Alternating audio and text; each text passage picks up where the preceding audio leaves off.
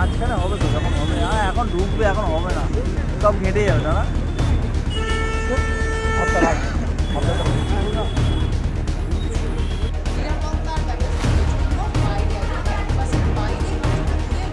নাজিয়া দি বুমটা গুজে রাখো নামালা ভাই কে বলবে হ্যাঁ ঢুকলে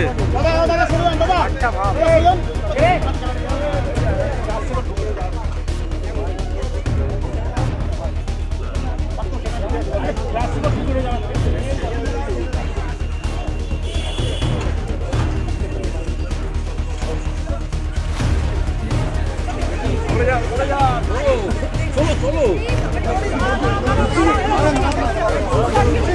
জানার আমার তো প্রেশার দিচ্ছে, আমি কি করবো?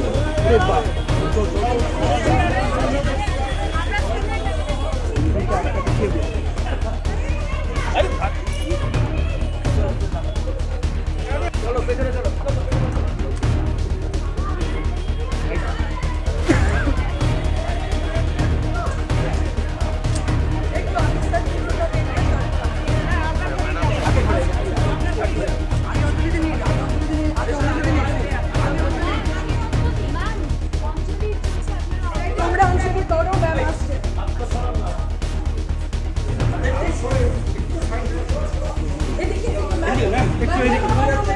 ডান দিকে ম্যাম,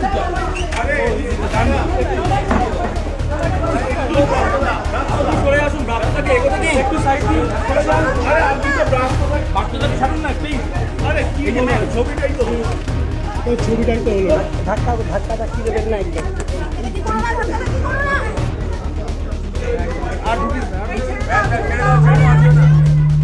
আর কি কি করবি?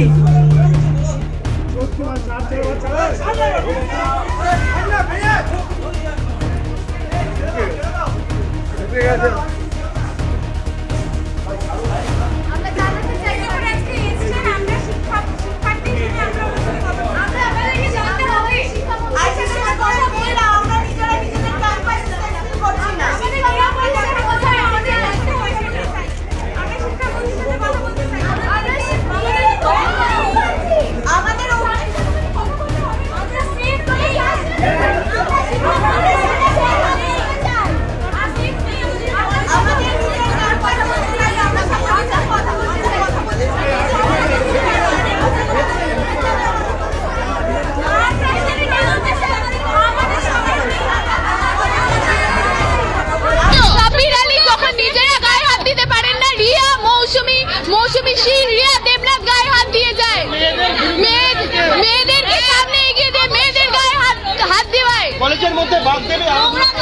আমরা এই অবস্থা জানাতে চাই শিক্ষামন্ত্রী, মাল্টিপল এফআইআরস আছে, মাল্টিপল কমপ্লেইন্টস আছে, কোন রকম সুবিধা করতে পারিনি আমরা। এর আগে কেসও আছে ওনার নামে, 6 মাস উনি এই কলেজে ব্যান ছিলেন, তার মধ্যে উনি অবাধে কলেজ ঢুকেছেন এবং আমাদের উপর অত্যাচার চালিয়েছেন। এই অবস্থা আমরা কিছুতেই মানতে পারছি না, আমরা মানছি না, আমরা মানবো না, কিছুতেই মানবো না। আমরা শিক্ষামন্ত্রীর সাথে কথা বলতে চাই, আমাদের একটাই সিম্পল দাবি, আমরা শিক্ষামন্ত্রীকে জানাতে চাই, ওনার অব্দি কথা পৌঁছাতে চাই যে মমতা ব্যানার্জির কলেজে কি অবস্থা চলছে, কিভাবে গুন্ডারাজ চলছে। আর কি কি অভিযোগ রাখছেন? আমাদের কলেজে প্রতিনিয়ত বহিরাগতরা ঢোকে, মাল্টিপল এফআইআরস, কমপ্লেইন্টস, মামলা পর্যন্ত করার পরে ওনারা 6 মাস ব্যান ছিলেন এবং তাতেও সুরাহা হয়নি, অবাধে কলেজে ঢুকেছেন, তার প্রচুর এভিডেন্স রয়েছে। পুলিশ শুধু হা করে তাকিয়ে দেখে, ওনারা ঢোকেন, রেপ থ্রেট, গেট থ্রেট দেন, বেরিয়ে চলে যান। আমরা এই অবস্থা শিক্ষামন্ত্রীকে জানাতে চাই, ওনার সাথে বসে কথা বলতে চাই। আমরা শিক্ষার্থী, আমাদের অধিকার আছে ওনাকে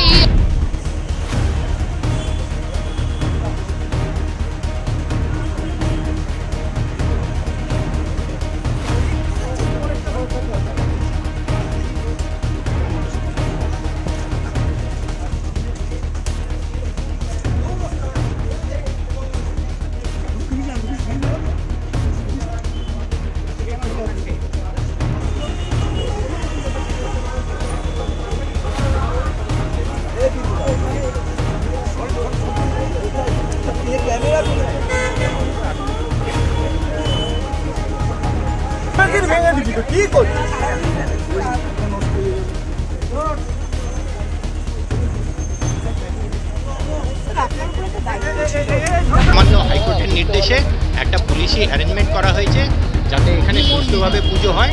আমি সেটা দেখার জন্য সুপারভিশনে এসেছি, ঠিক আছে, এবং আমরা টাইম টু টাইম আসছি। আমি আছি, ডিসি আছেন, আমরা টাইম টু টাইম এসে এটা দেখে যাচ্ছি যাতে কোনো অসুবিধা না হয় কারণ, ঠিক আছে।